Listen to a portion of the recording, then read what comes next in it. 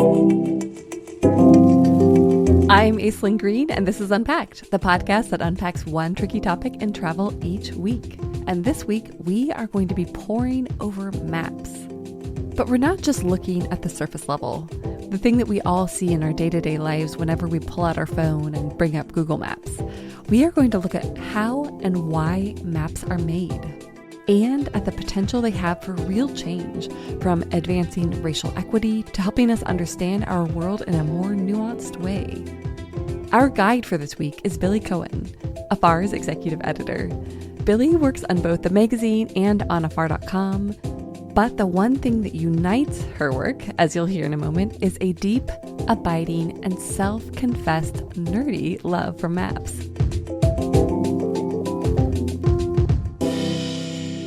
Billy, welcome to Unpacked. Thank you. It's great to be here, taking a break from my regular work.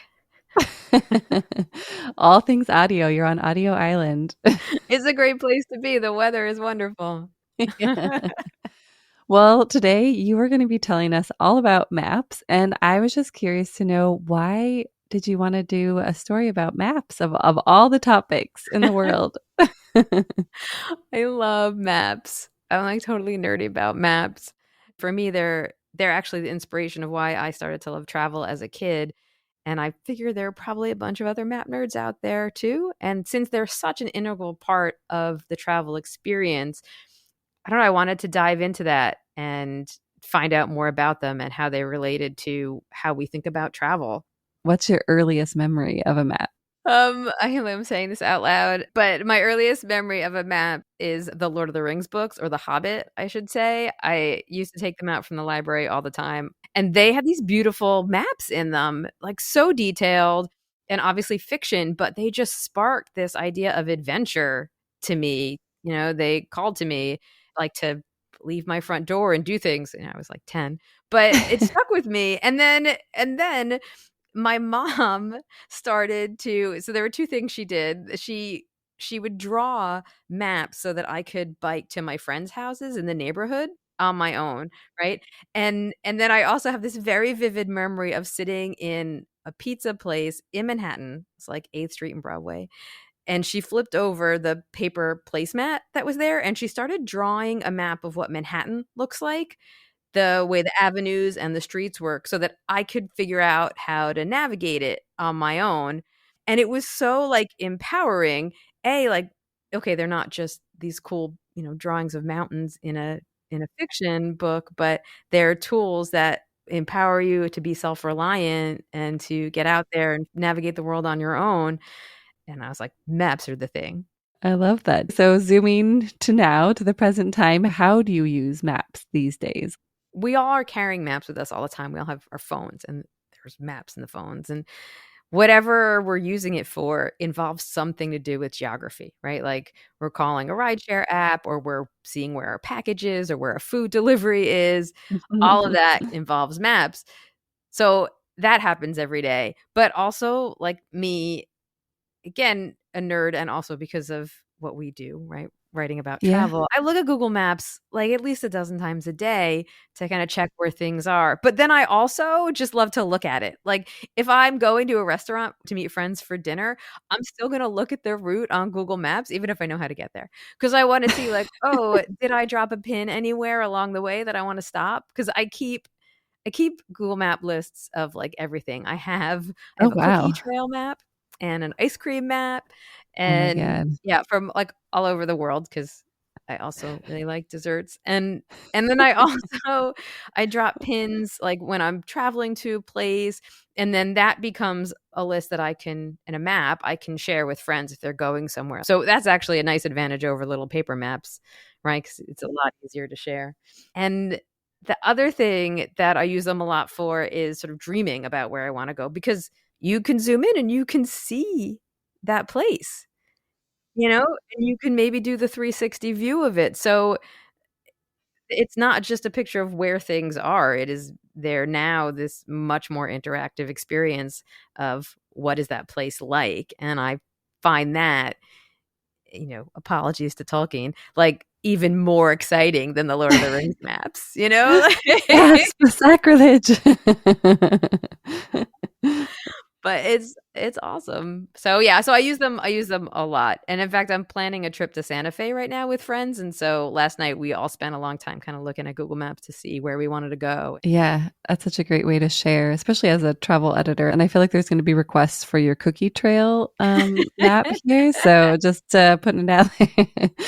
I think you alluded to this a little bit, but why do you think maps are still important, or what's the value to a map in this moment in time? Yeah, they've become even more important in this moment in time because, I mean, obviously everybody needs a cookie trail map right now. Yeah. But Yes.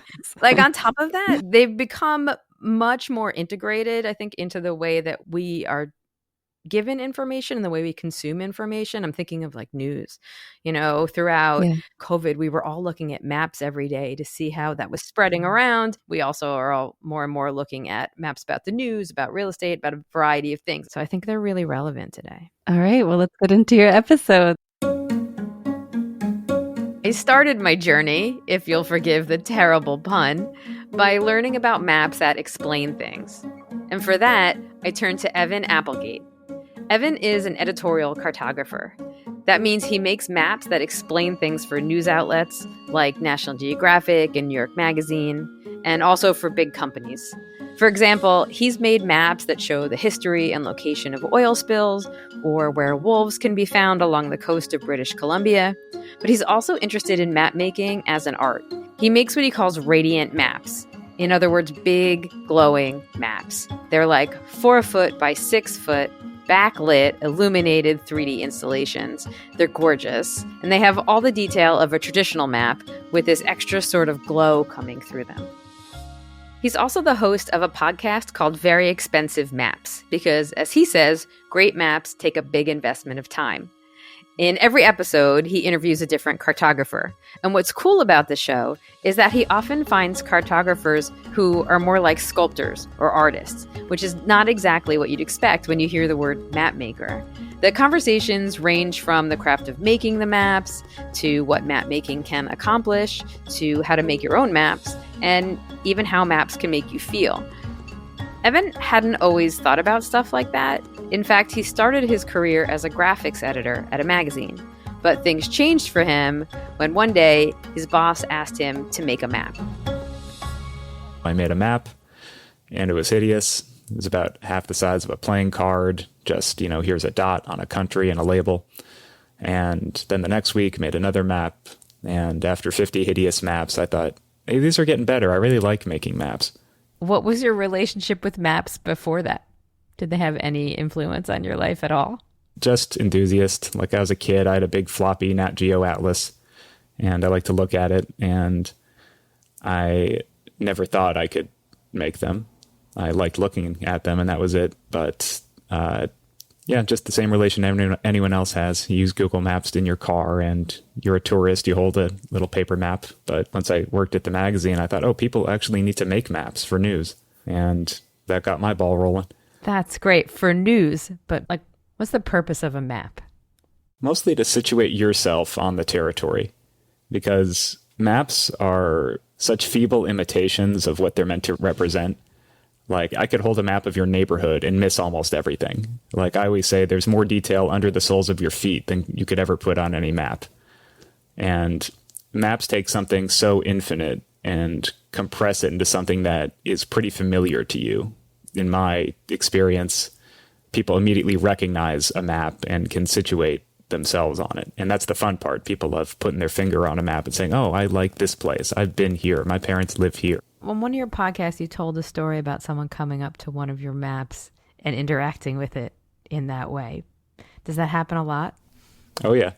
My father always says all maps are local, because I would try to show people, like, here's maps I made of far-flung places, like the Tongass National Forest in Alaska or Los Angeles. And they don't care. They want to see the quarry where they jumped in when they were a kid, or where they got married. Maps are just so personal while trying to depict so much. And I think that's a funny contrast. Why do you think that is? Because the only way to really get your head around something as big as a landscape is to start with what's behind your eyes and like your memories, what you have seen, and then kind of matching it. Because all of the best maps that people really like to explore are just trying to include as much as possible that could have a hook into your own memory. Like that story about people putting their finger on the map and saying, oh, I did something here, or I was here. Those all come from like very detailed maps and not kind of abstract representations. And so I find the more detailed and I guess the more attempting to represent reality a map is, the more people can find their own personal story in it. So maps like simultaneously a repository for our memories, but also, I don't know, inspiring new ones? That's a good way to put it. I find they can inspire new memories by making you think, oh, I got to see that. That's cool. I like the way this looks on the 2D representation. Maybe I should go see that with my own eyes. Some maps make me feel that way. Like Mike Hall, he's a British guy, lives in Spain, and he makes maps of Spain that are illustrated. He'll draw magnificent facades that I've seen. And I look at his maps and think, oh, I want to see that. And I've never, been to Toledo, but after seeing how he represents it on a map, I think, oh man, I want to make a memory there. So it sounds like cartographers, they hold a lot of power, right? Over our imaginations, over interpretation of what a place looks like or what's there. It's a lot of responsibility. Oh, absolutely. People have insane implicit trust in maps. When I was working as the graphics editor, it was a huge contrast. Like you show an editor a paragraph, they know how to chew that apart. I don't like this quote. Get another one. Where'd you get this source? This is kind of a reach. You show them a chart. They have less ability to interrogate it since they don't look at Excel all day, but they're still like, what's your source? I don't like the x-axis. You show anyone a map, people immediately accept it. Nobody feels like they have the toolkit or the standing to say, what's this doing here? The one thing they will notice is omission, but not commission. Like they'll know if you left off something they care about, but if you didn't, that's the end of their questions, essentially. So should we believe maps? I use Google Maps to navigate. I trust them because they spend $1 billion a year to keep it updated, and it's a major technical feat, and they have thousands of people checking it. But even then, like Google Maps exists to tell you where the Starbucks is first and tell you where your street is last. So even the most authoritative maps have something they're trying to sell you, essentially. So to take them with a grain of salt. That got me thinking about another kind of power that maps have. Maps can show us where places are, sure, but they also have the power to change things in those places. Because maps can tell people or companies or governments where resources are needed. And since humans are usually the ones making those decisions, the data that they choose can make a big difference in the story that a map ends up telling, for better or for worse. So I reached out to Clinton Johnson to talk about that. Clinton is a digital map maker, or what's known as a geospatial architect, at a mapping software company called Esri. You may not have heard of Esri, but you have definitely interacted with its products. Esri creates mapping software, also known as Geographic Information Systems, or GIS, that's used by tons of companies, cities, countries, nonprofits, including FedEx and Amazon, the US Census Bureau, and more. Clinton's job there is to help humans, the people who work for the companies and cities and governments, to make better choices and to use geographic data for the power of good.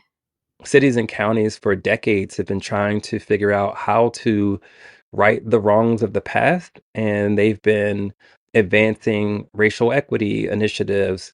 So they've been asking for years for help from any kind of organization that could provide services and tools, to help them figure out how they could use data and applications to first uncover where the problems exist, where the inequities exist for which groups, and then to do something about it. Clinton is at the forefront of providing that direction. In 2020, Esri made him their first racial equity and social justice lead.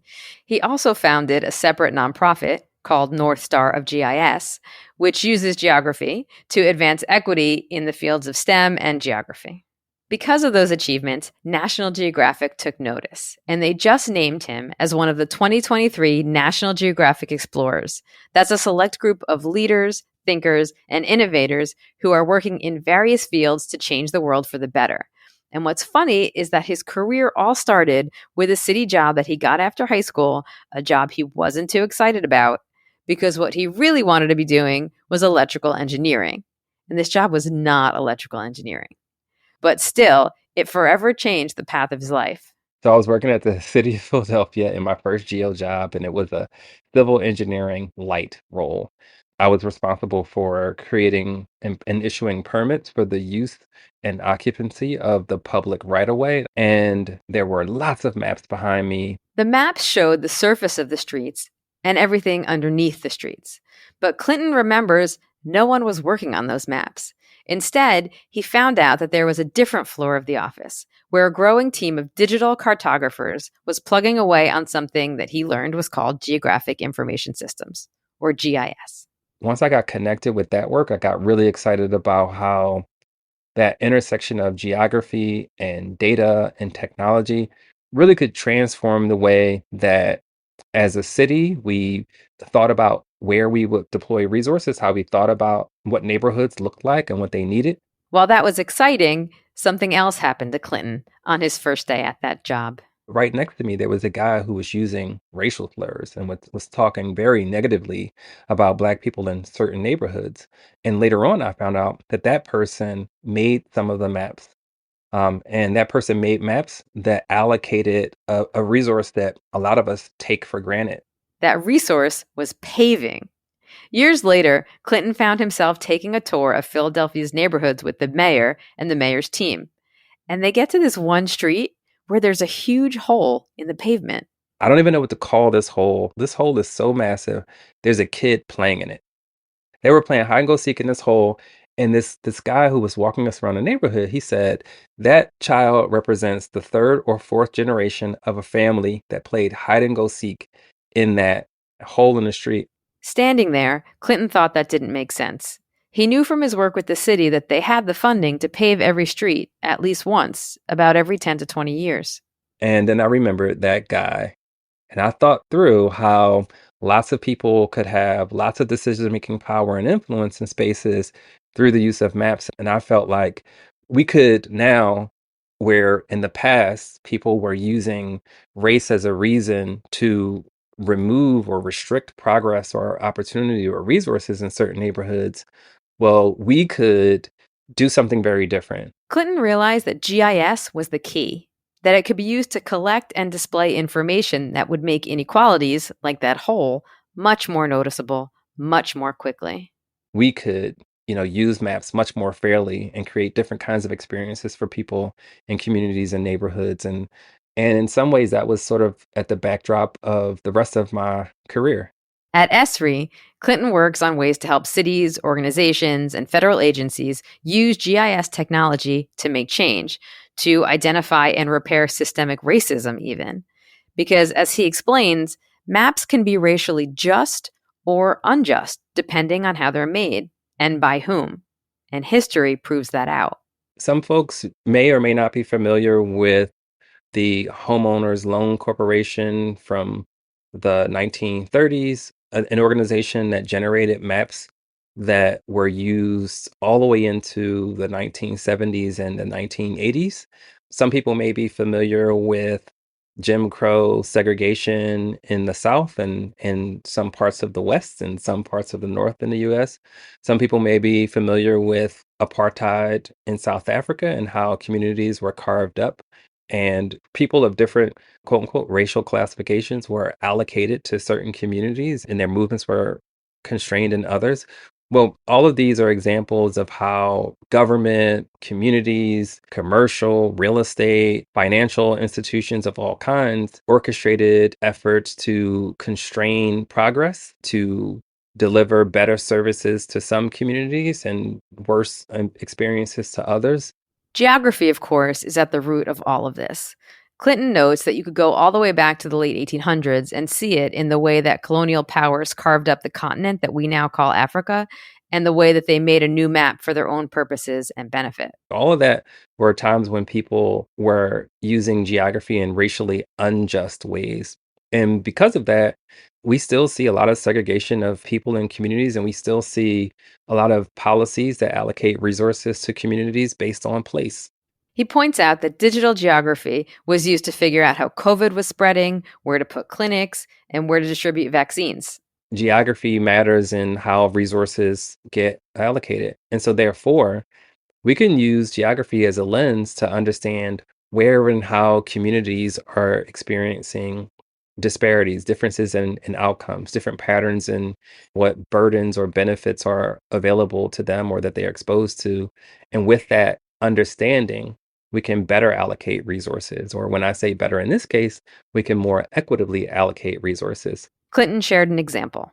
So if we find that historically marginalized Black and Latin American communities in a certain city are being systemically exposed to schools that intentionally undereducate their students, interveners providing, after school STEM programming can figure out where best to deploy those resources to best meet the needs of those households by using maps. They can figure out where they need to add more of their services or how to redistribute their services using digital geography.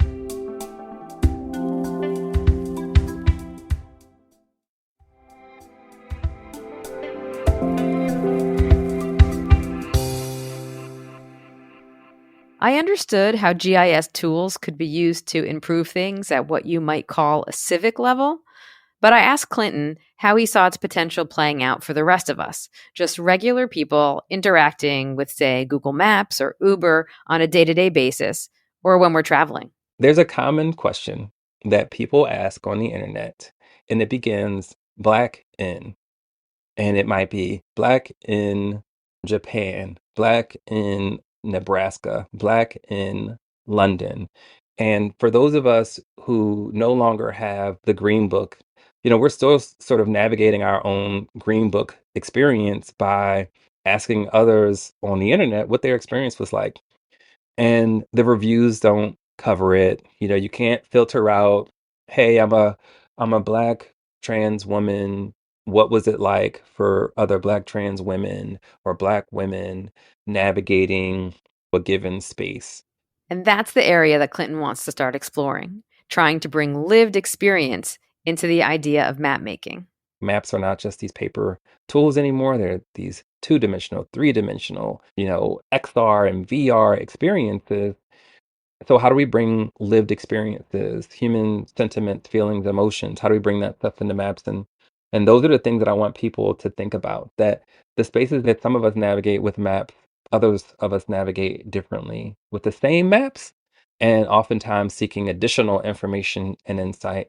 And I want to help bring some more of that information, insight, context into the interactive map experience. Clinton is working on those ideas as independent projects, and he gave us a little hint into what he's dreaming up. One of the things I want to start experimenting with right away is, like, what do word clouds look like on a map? So not just a simple 5-star rating, but what are the things that people are saying? What about clouds of emotion? If we were to light up a map with how people felt in spaces, we might see something completely different than just the name or the type of the restaurant.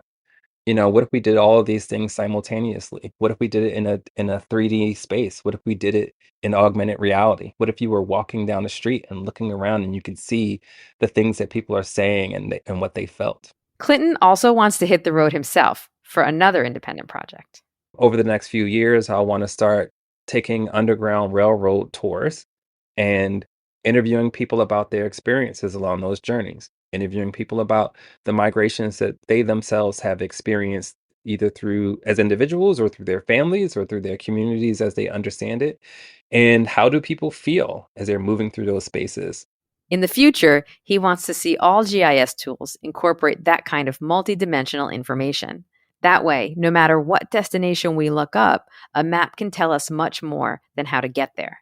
And I hope that one day the Expedia experience or the Google Travel experience can also inform us differently. So if I'm a woman or a Black person or an Asian person, and maybe I'm trying to figure out where I'll be safest, or maybe I'm just trying to find the cultural resources and experiences that connect with me differently. I want us to have an easier time just navigating the world. Simone Davis and Dr. Atia Martin want that too. They are the co-creators of an ambitious online interactive map called the Black Towns and Settlements Project. The map shows where historically Black towns are located or were located across the US and Canada. Towns like Blackdom, New Mexico, or the enclave of Parting Ways in Plymouth, Massachusetts. Click on each pin and you'll see notes and histories, plus photos of real people who lived in these places. Their goal is to remind people about an important part of North American history. But more importantly, they want people to use the map to actually experience these places. Apart from this being a pretty awesome map, the story behind it is great too, because Simone and Dr. Martin are not cartographers by occupation. In fact, they're both in a combo of public service and education, which, it turns out, is the perfect storm for map making. Simone is the former town manager of Tallahassee, Oklahoma, which is the oldest historically Black town in Oklahoma. She's also a doctoral student at the University of Southern California, and once she completes her studies there, she wants to create an all-Black boarding school. Dr. Martin has also worked in government and academia. She was the Chief Resilience Officer for the City of Boston, the Director of the Office of Public Health Preparedness at the Boston Public Health Commission. She's been an adjunct faculty in Northeastern University's Homeland Security and Public Policy programs, and she runs a DEI consulting firm. I know, it's a lot, and it's so impressive. My point with all these accolades is to say these are busy women with a lot on their plates, and they're already making a lot of positive change in the world. Yet for some reason, they wanted to make a map. Why? Well, that idea came about because of something else that Dr. Martin does. She's the executive director of a nonprofit called Next Development Leadership, and Simone was a fellow in one of their programs. Because of her job as the town manager of Tallahassee, Simone knew that Oklahoma has more historically Black towns than any other state. She and Dr. Martin got to talking. Simone tells us how it came about. So ultimately, the U.S. Black Towns and Settlement Mapping Tool came about with the brains of Dr. Martin and I, and wanting a central location to understand the U.S. Black townships and settlements and their historic relevance, their present ways of preservation and ways to rebuild. Simone explains that the definition of a Black township centers around Black governance, meaning the town or settlement is mostly or completely Black and it has its own Black government. She says the first recorded Black town was created in 1793 in what is now Florida, when it was still a Spanish colony, and that historians estimate there have been as many as 1,200 Black towns throughout the U.S., and nearly 30 are still operational. 14 of those are in Oklahoma. Many do not know that they're still in existence, but a lot of people do not know their historic context and how long they've been around and what it means to even have a Black town, and the resiliency to remain as a Black township in 2023. There's a wealth of history and knowledge around Black townships that have yet to be discovered, or we're uncovering that history and creating a mapping tool to start your own journey, to start your own exodus of what is a Black town? Can I drive to a Black township? Simone and Dr. Martin launched their Black Towns and Settlements project in February 2022 at nextleads.org/blacktowns. So far, they have 81 towns pinpointed on the map, complete with stories and photos and links to further history. It's an ongoing project because historians don't know exactly where all the towns were located. But with all that information and history to show and to share, I asked Dr. Martin, why a map? So I will take the blame for choosing a map. I am lovingly and proudly a nerd. Welcome and to so the club. Over the years, thank you. Go nerds. Over the years, I've had a lot of experience with geographic information systems, with GIS, so building maps. And I've been using ArcGIS since the 90s. GIS, if you remember, is the lingo for the digital presentation of geography. And ArcGIS, it turns out, is one of the mapping softwares developed by Esri, where Clinton Johnson works, a connection I didn't know when I started the interview. Dr. Martin has used geographic data a lot in her public health career over the years as a tool in preparing for emergency and recovery efforts. But this, for me, as soon as we arrived at this concept of identifying these towns, it was, well, these are geographic spaces. And there's so many of them. And as we're validating and going through this list of potential Black towns, being able to show spatially where they were situated on a map, because it makes it more real to actually see them laid out across the United States without saying any words, communicates the geographic diversity of where Black towns were located. The duo wanted to highlight Black towns because, as Dr. Martin says, that history is often obscured. In school, we kind of learn the Cliff Notes version, and even then, it's a distorted Cliff Notes version of the depth and breadth and nuance of our history as a country. And then within those distorted Cliff Notes, you're only getting a subset of distorted Cliff Notes of Black contributions to American history as a part of this larger narrative of American history. And Black towns are such a unique series of moments in history in that they show both the resilience and strength and wherewithal of Black people across America, while also reminding us about the challenges and realities of racism that we have and how that has impacted Black communities, and in this instance, Black towns. Dr. Martin and Simone both talked a lot about stories.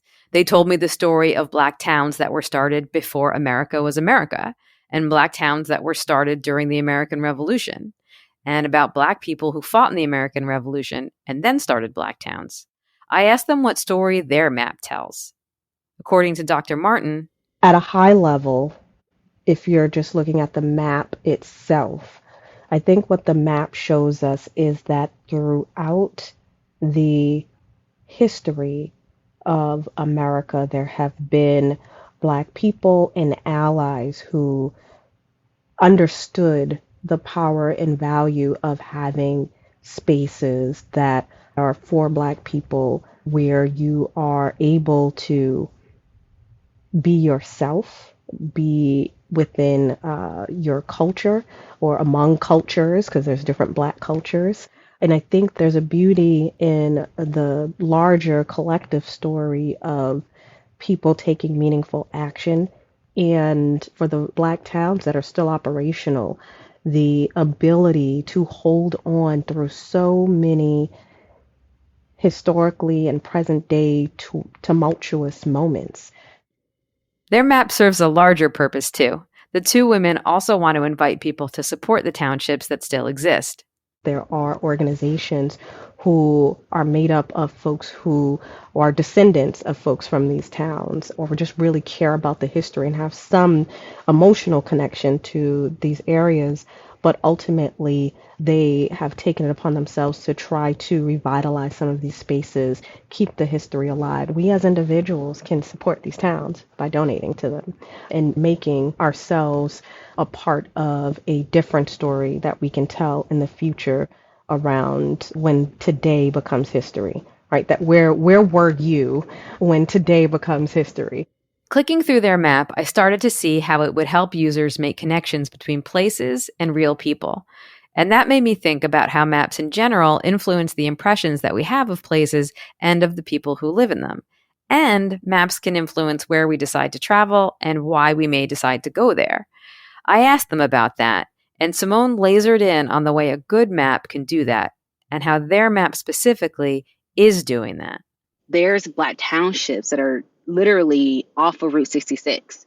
And we're in this anniversary of celebrating, and let's take a road trip from Chicago to Santa Monica. Woo! Well, how many of you all are going to visit a Black township along the way? If you know that they're present, that can be part of your journey. Maps, she said, are the jumping off point for discovering what's around us.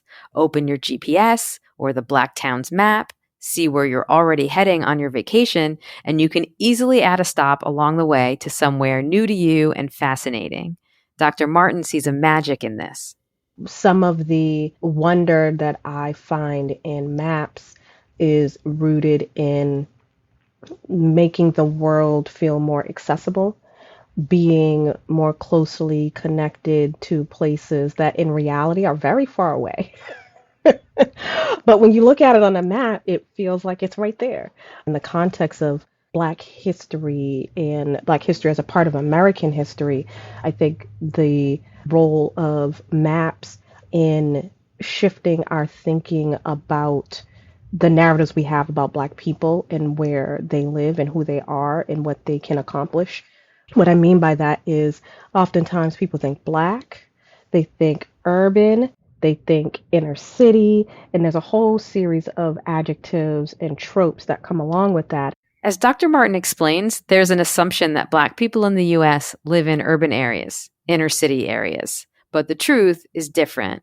According to a Pew Research Center analysis of government data, there were 47.2 million Black people living in the United States in 2021. 40% of them live in the suburbs, and nearly 20% live in a rural area. There are towns in Mississippi that are predominantly Black towns that are 1,000 people, 2,000 people, 3,000 people. And they're not historic Black towns, but they are predominantly Black towns. And as we think about understanding the diversity within Black people, I think the spatial nature of maps allows us to see that diversity in a different way than how we're used to seeing it. After talking to everyone for this episode, I couldn't agree with Dr. Martin more. Maps do enable us to see many topics and places in a different way than how we're used to. They can explain things, they can change things, they can even revive things. But what stands out to me the most from talking to everyone is that the best maps, the ones we're drawn into, that we love to pore over, they do all of that, all at once. Here's Clinton again. When we think about how a picture can tell 1,000 words, well, maps are dynamic. They are sometimes the best reflection that we have of the things that we experience in the real world outside of a movie that tries to capture one story. They can share so many stories simultaneously and somehow can be configured to do it in ways that make sense to everybody.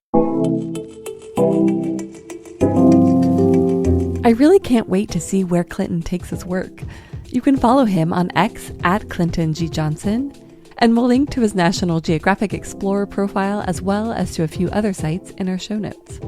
To explore Dr. Martin and Simone's map, check out nextleads.org/blacktowns. You can also learn more about Dr. Martin on her website at tiamartin.com and follow Simone on Instagram at onlyonesimone. And finally, to hear more from Evan Applegate, listen to his podcast, Very Expensive Maps, wherever you get your podcasts. And check out the gorgeous maps on his website, evanapplegate.com. Ready for more unpacking? Visit afar.com and be sure to follow us on Instagram and Twitter. We're at Afar Media. If you enjoyed today's exploration, I hope you'll come back for more great stories. Subscribing makes this easy.